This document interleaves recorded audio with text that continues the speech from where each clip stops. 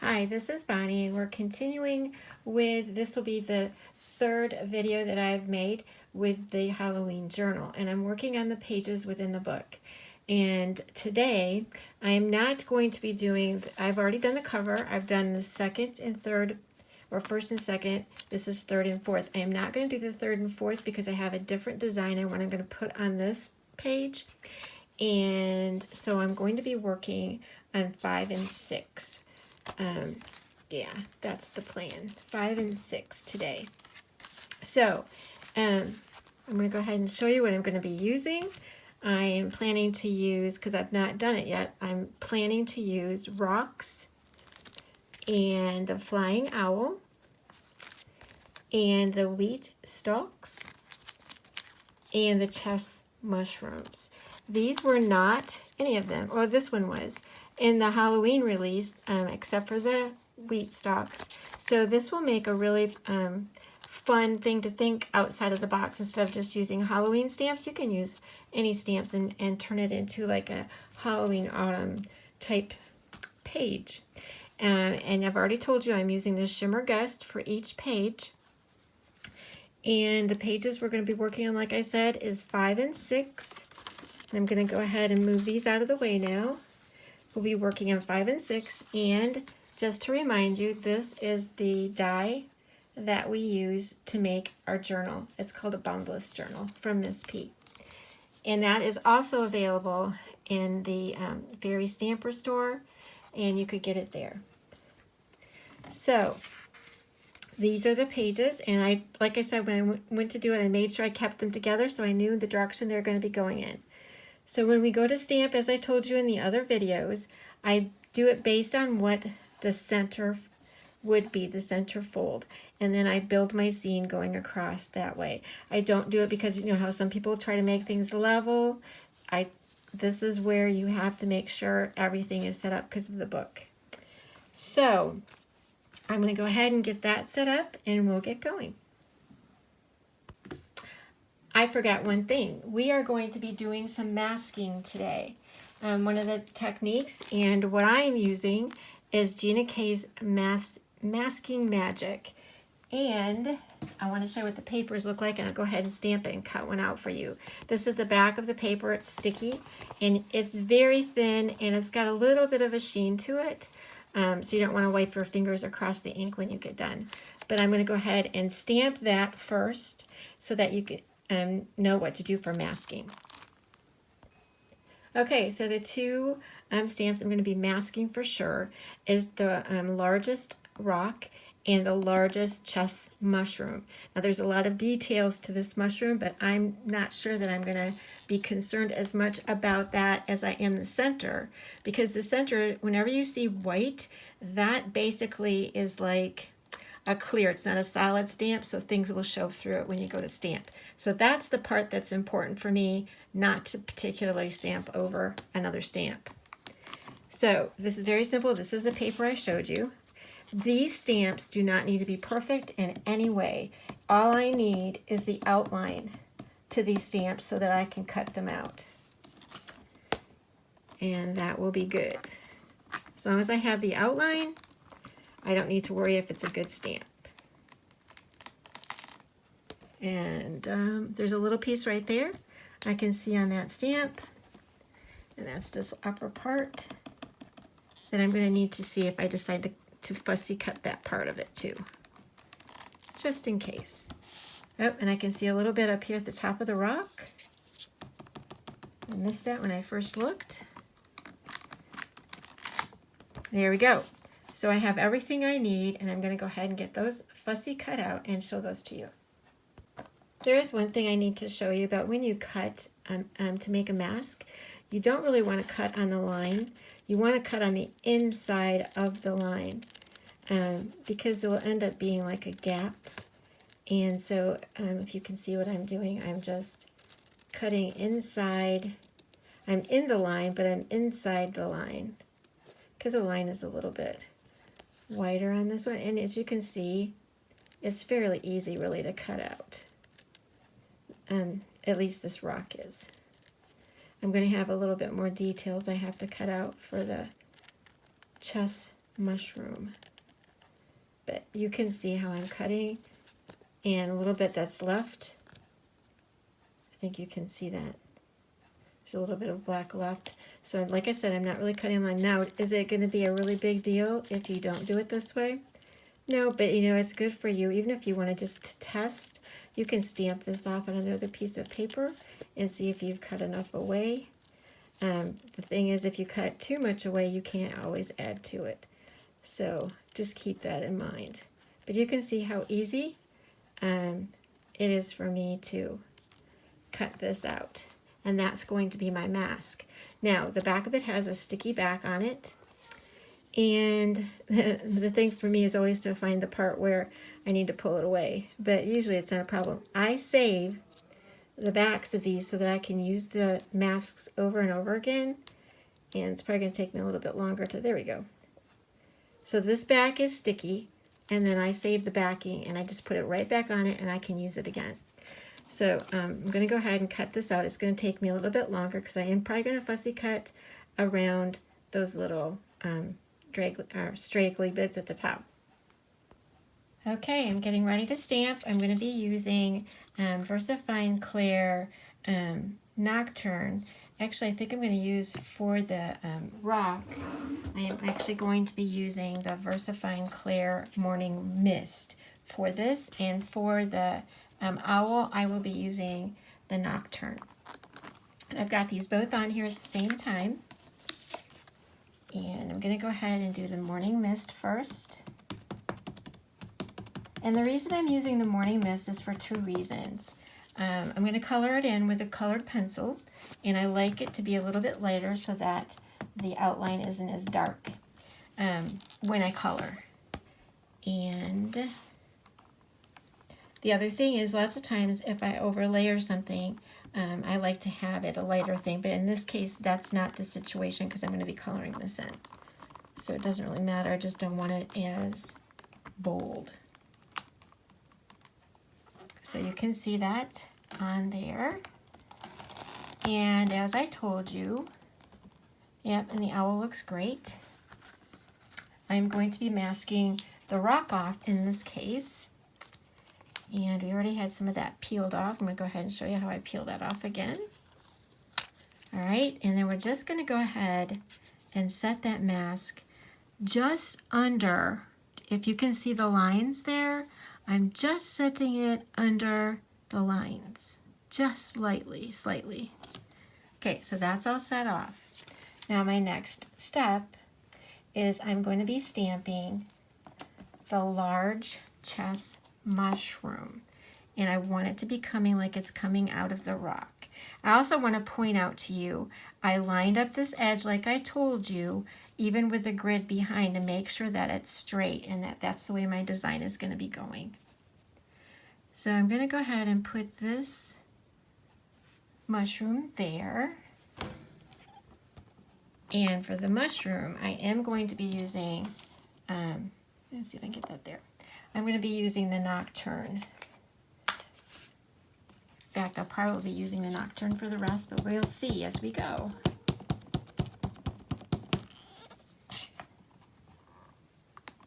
Okay.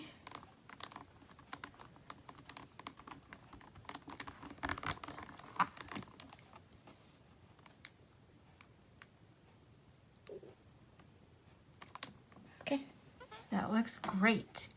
And then I just wanted to show you, I don't think in this case it's going to really matter if it goes over, but I did make a mask as I told you, and these little bits up above, it's probably not really going to matter a whole lot because they're so tiny. But let's see here if I have a good place to pull. Okay. So that's my mask, and I'm going to put that right over. And in this case, it's not going to matter. I'm not going to stamp anymore on this side. I'm more concerned about this side. So I want to make sure I can line that up as best I can. And it's really going to only be this part down here. I'm not over stamping up here at all. All right, I'm going to get my move this out of the way. And that's going to stamp right there on top of that, right up to the corner. You can see that. And again, I'm just going to use the Nocturne. Tap, tap, tap. And I get that little piece. I just never trust that ink on here, even though the stamp is raised. I mean, raise it so it doesn't really touch down unless you push there. All right, a little bit jiggling. Let's check it out. Okay, so now this is all I plan to do for right here, which is really a simple layout. So the next thing you do is you kind of do the reveal. And how you do that is you pull off ever so slightly, as you can see, your mask of your mushroom. And I'm going to go ahead, like I said, and put that back on here to save it. And then what I'll do is I'll actually keep it with my packaging, because then I can use it again another time. I'll probably use it again on the second part of the page anyway. And I'm going to go ahead and reveal the stone. And you can see those look like they are behind the rock. Now I could even do it in front of the rock, and I would have switched that out. I would have stamped this first, and then I would have put a mask on this and then stamped the rock. I think that's right. Anyway, so that's the deal. Where's my backing? So that's how you do simple masking. And I'm going to go ahead and start setting up the second page. Okay, so I'm working on the second page. And what I did is, like I told you before, I lined this up so that it looks parallel and how it's going to go as a full page, because this is like a 2-page scene. And so I've already got the largest chest mushroom set up in the corner here, because I want the height on this side. I'm going to turn this in order to stamp. Tap, tap, tap, it's what works. All right. And I got a bunch of, what did I do with that? There we go. Ink again. Get that off. Here we go.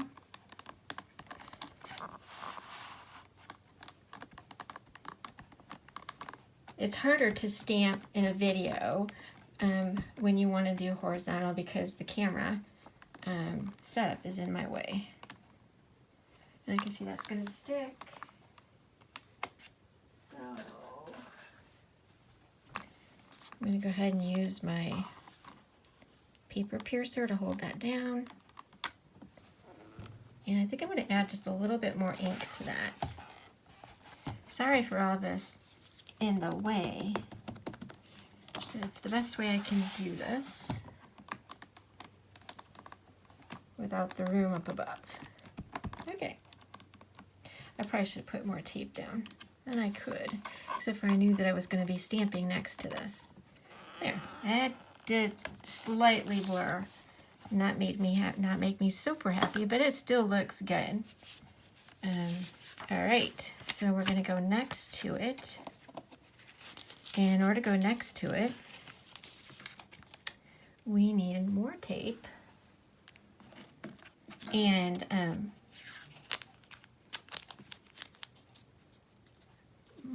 trying to think of the best place. I know I'm coming this way, but let's just go this way anyway. All right, that works. And I need my mask, because I'm going to add next to it.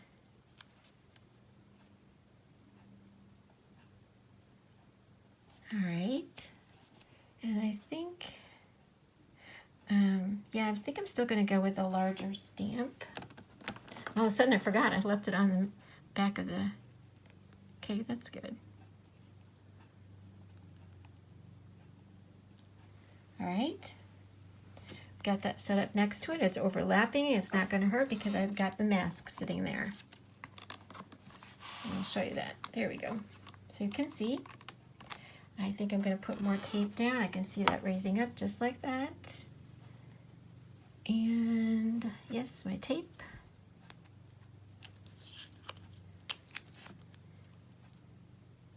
And I also have this down here to protect This is actually not paper behind. Behind it is, I used just the mat from Hero Arts, and it's like a plastic, so I don't have to keep buying the mat or the paper behind, but then I always have to put this on, so it's like, I don't know what the best deal is, but all right, so I've got that set up, okay? And I need to stamp that again.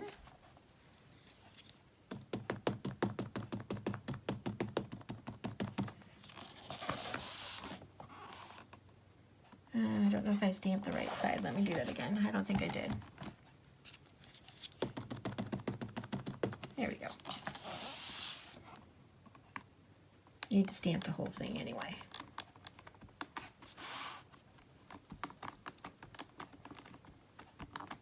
All right. For some reason, it didn't want to be sticky on the other side, but it's sticking on this side. There we go. That looks great. And again, because I'm going in this direction, I'm going to have to take my mask off again and put that back on.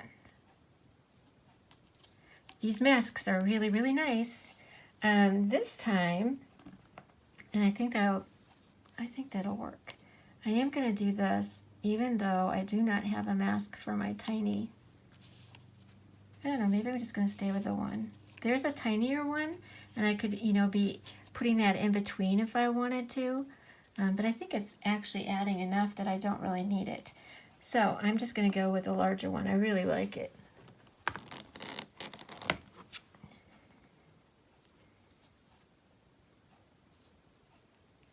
And I'm going to have to move that tape, or it'll be masking off something I don't want to mask.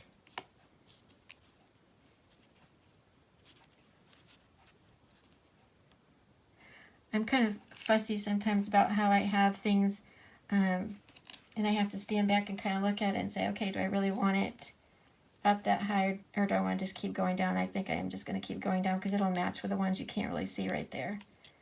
But I think that's what we're going to do. And I think I'm going to move it over just slightly because I am going to have to do a little bit of stamping here, but I want it to kind of match up with this one on this side. So...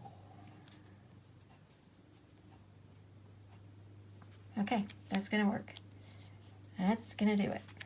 I think I have enough. I can put the tape there to hold that down, and we're good to go. All right.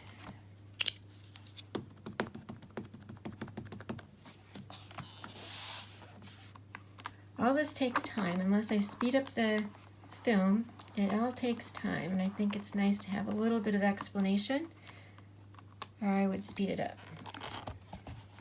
All right, so let's go ahead and we'll reveal that one really quickly. And you can see how it's going across, gradually getting lower. And I want you to see how that's going to line up, which is what I'm talking about, how it's lining up with this one over here. I'm still going to put something here so it looks like it's still part of it, but I'm going to have to still use my mask. And so I don't have to worry about the one on this side. I'm just going to totally remove that, but still have an idea of where it's going to be going. So it kind of matches up. So it'll kind of match up if I do it there. So put the paper there. Don't make a total mess underneath. And that's going to pretty much be where it's going. I'm going to double check. I think that will work.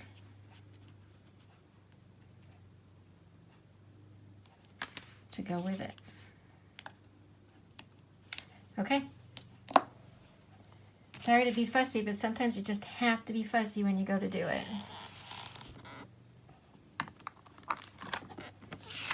All right, put that back. And the part that I need is just the inside. And what I do with my paper, I took it out. There we go.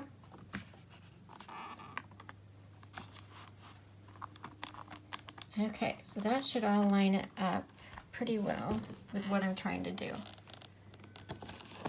So, you've noticed so far I have not used the wheat stalks. And in order to use the wheat stalks, I am still going to have to use my mask.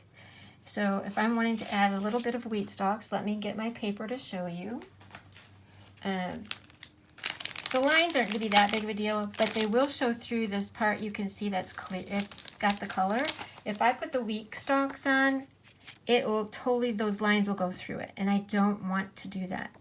So if I want to add some wheat stalks right here, which I can do, I'm going to do it over this mask.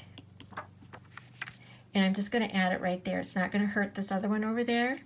And I'll make sure I get the right wheat stalk there in the center. Yep.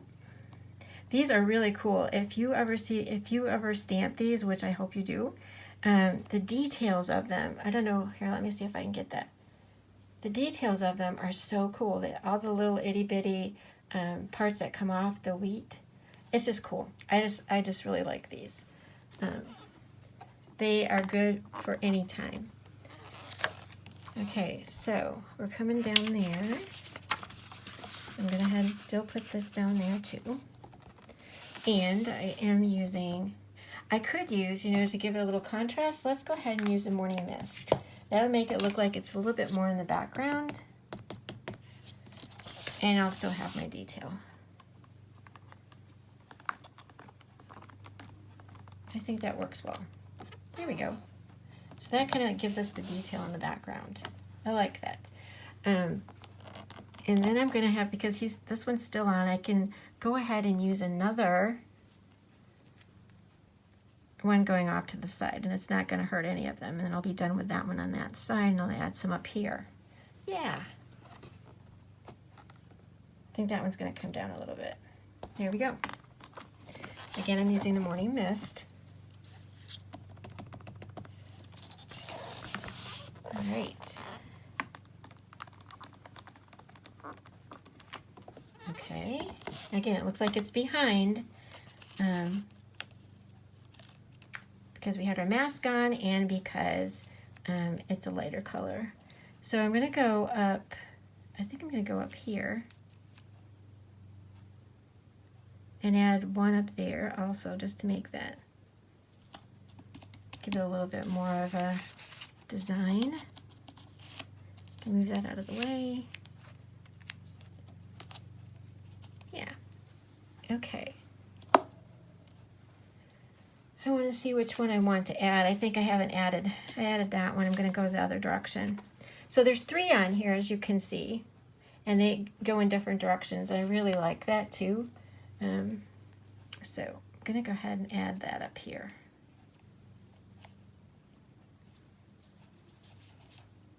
I think that's up too far. Okay.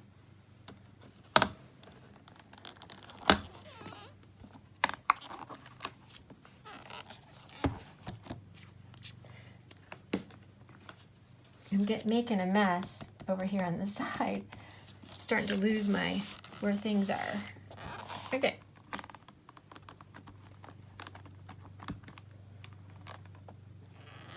All right, so that should work there.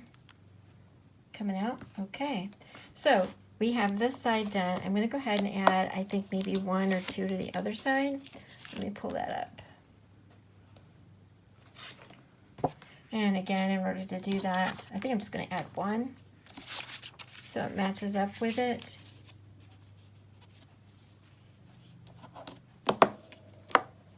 All right, and I'm just going to show you how that looks together so you can see how it's a continuous page. And I think for this one, it's just going to be standing straight up. So I'm going to use the one straight up in the center. And I think that works. Now, so don't forget, I need to put my mask on. Okay. I almost forgot. I was going to say, yeah, great. All right, I need some tape on there so it doesn't move around. And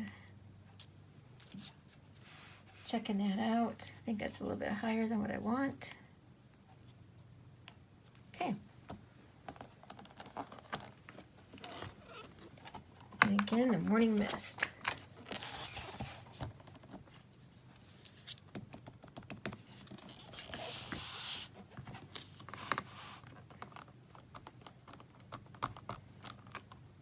Right, so I've got the stamping finished, and our next step will be adding a moon, which you can see kind of like already has the look of a moon back behind there. And I might come back in with a sentiment, I might not. And I'm going to color in the rock. So I'll be right back. Okay, I did decide on a sentiment. I'm going to go ahead and finish that part off first, and then continue with the rest of embellishing the pages. I'm used to using Nocturne. And the sentiment that I'm using is called depth. It's not the length of life, but the depth.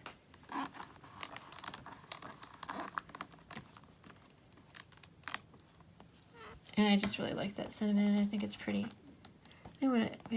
So that's all set. Now we're going to continue on with the embellishing part. I'll take this off really quick and we'll continue on. So I've already set up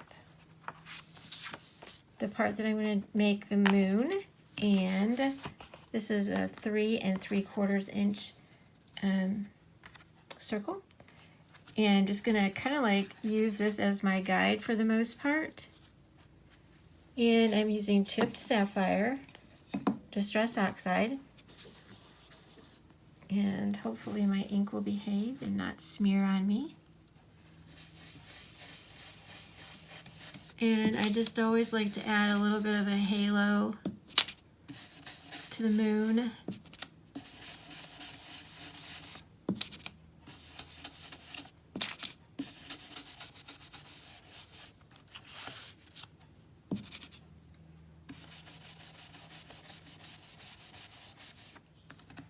Just need to get this little corner. Okay. So that gives us a little bit of our definition for the moon. I do like to come back in and just slightly dull out that edge just a little bit, so it's not too bold. All right, so that's finished. And then what I do is I also like to go ahead and edge all the way around very quickly. And then once I do that, I am going to do a little bit of coloring. So I'm just letting you know, if you want to stick around to watch the coloring, that will be right after this part here.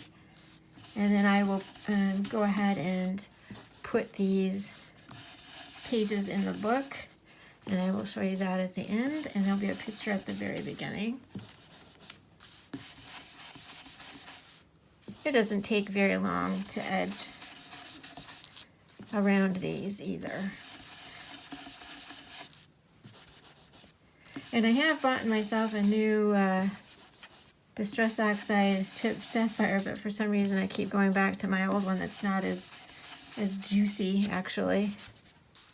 There's still ink in it, so, and it's subtle enough, so I'm going to go ahead and do the other page as well. You can see that there is a difference here. Let's get that up. You can see that there's a difference by adding that little bit of an edge, distressed edge.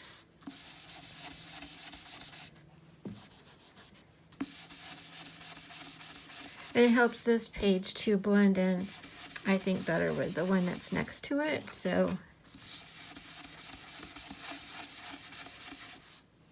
and I think I'm even going in a little bit further just to give it a little bit more color.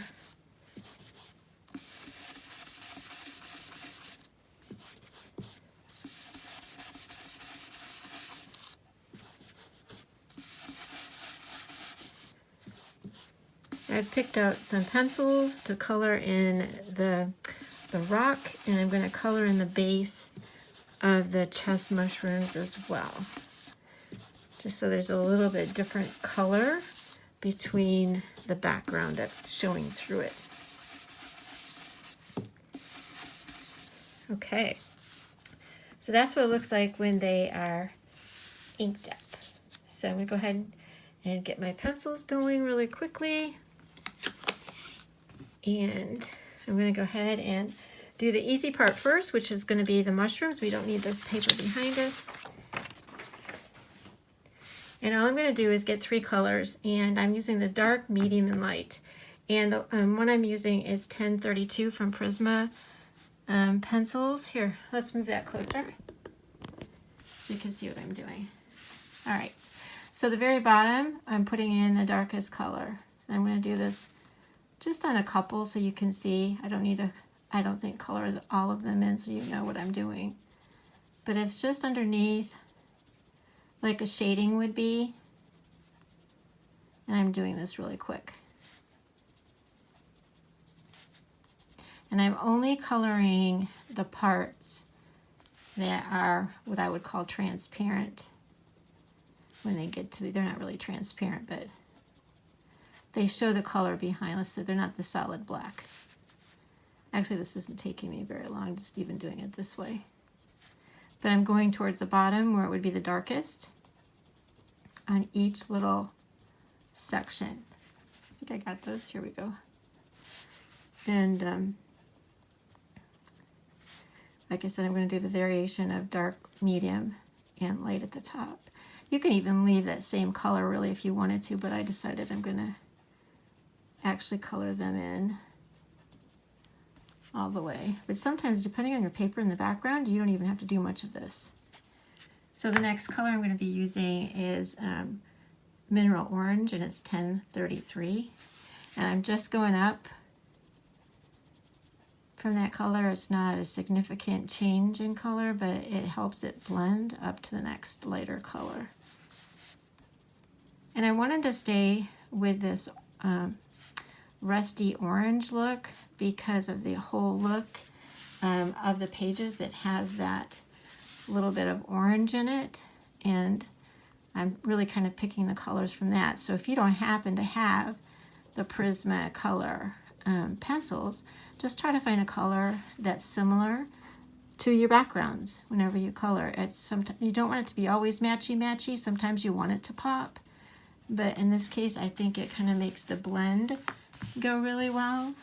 And you can see it's not taking me that long to do this.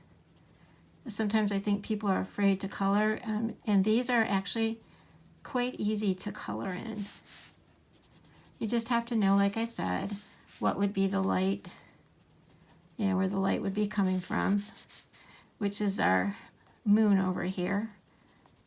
And you just color accordingly, according to where it would be darker. The further away you are, or the deeper, you know, like something is down, it would be dark.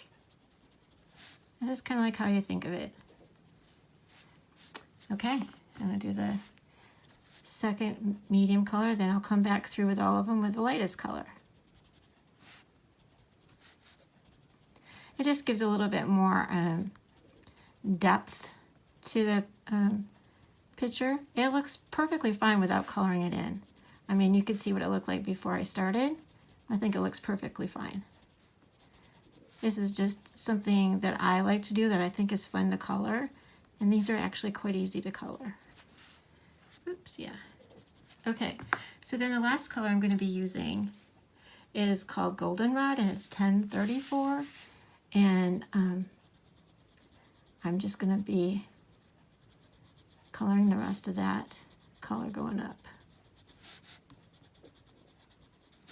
And again, it doesn't even have to be this rusty color. Like I said, I really picked it because I thought it went well with the background, but it could also really truly be the purples that are in here. I think will look good. I think the green kind of color, mossy color, could look good on these. Just your choice. But as you can see, it really, really doesn't take very long. It seems like it takes forever when you do a video, but for real, it doesn't take really all that long, considering. So that one is really finished. I think it looks pretty good doing it that way. I'll go ahead and finish this one off, and then the stone rock has a little bit more detail to it, because you can see it just kind of like looks like there's not much dimension just to it like that, depending on what you stamp it on. And I could really go with the purple colors, but I didn't choose to go with the purple color because the color right behind it right now is kind of purple, but the grays go really well with the purple. So, okay, so those pieces are done in terms of coloring. I missed a couple pieces. I'm sure I'll find that even after I get done filming that there's a couple pieces I need to fix.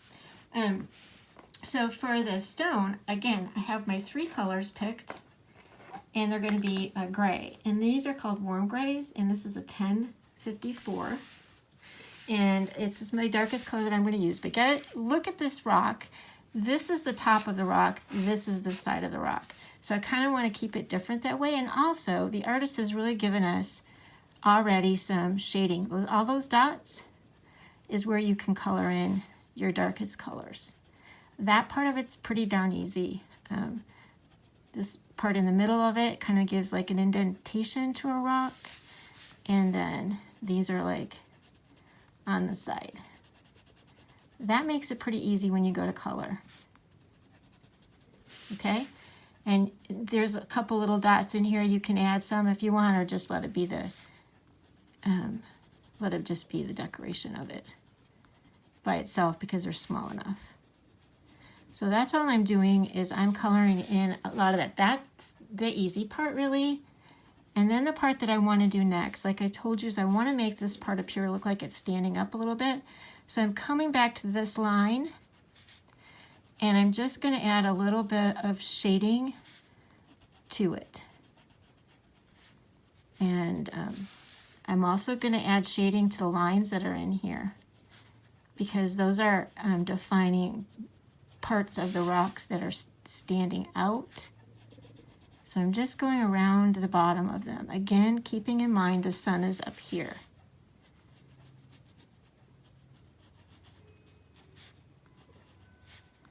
I'm going to come over here and give it a little bit of a cast. And a little bit of a cast over here. So basically the lines, I'm just randomly doing it like that. I think that's kind of like giving me my shadow. The next color up is warm gray 30%, and it's 1052. And I'm just going to extend away from the dark that I've already done, making it kind of like blend in. Now, if I find in the end that I do not have enough definition between the light and the dark in here, I come back in with a darker color and make it more defined. That's how I figure out how I want to do it. Because sometimes, I do it and I look back at it, and actually when you even look back at it through the camera lens, you can see different. It looks, I don't know, there's something different about it. That's why people lots of times when they take pictures, they look through the camera lens to really see how things are. I don't know how to say what you can't really see with your eyes sometimes. I've noticed a lot of fashion designers do that as they're filming too. So that kind of like gives you can kind of see the highlights there. And I'm coming back in with a third color, which is 1051. And again, extending that color out again, really still keeping some of the original color in the background, not totally covering this one up. Because I really do like the color behind it. But it's your preference, what you want to do.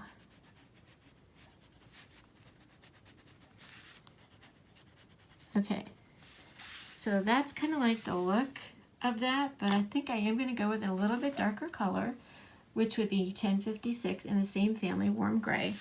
And I'm just going to come back in ever so lightly to some of those parts I feel like I started out with to begin with, just to give a little bit more definition from the light and the dark.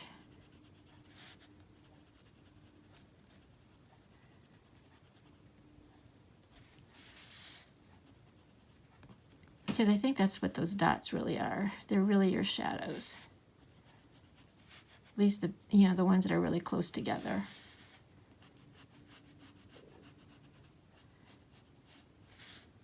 So this is actually doing it really quickly. You could take a little bit more time and blend those colors in nicer. I'm coming back in through the colors I've already used just to blend that back in a little bit more. I mean, that's just a basic coloring.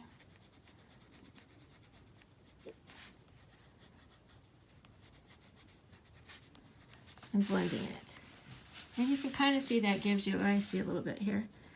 It kind of gives you a little bit of the definition. I mean, it's not a perfect example. If you're going to really take some classes, different story. But this goes with the whole look, I think. And again, I'm just blending in some of those colors. Okay. So that's what the rock is going to look like, and this is going to be the whole thing together. I think, there we go. And see how that is a continuous scene. So I'll go ahead and put that in the book, and I'll be right back. Okay, so I'm going to go ahead and go through the book again. This is our cover. This is the second and third pages, and then we did not work on the third and fourth today, but we worked on the 5th and 6th pages. And that's our design for today.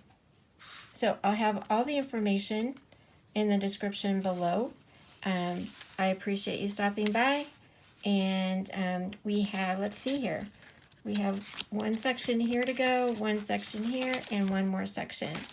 So we still have several videos that we'll be making so we can complete this Halloween journal. Thanks so much.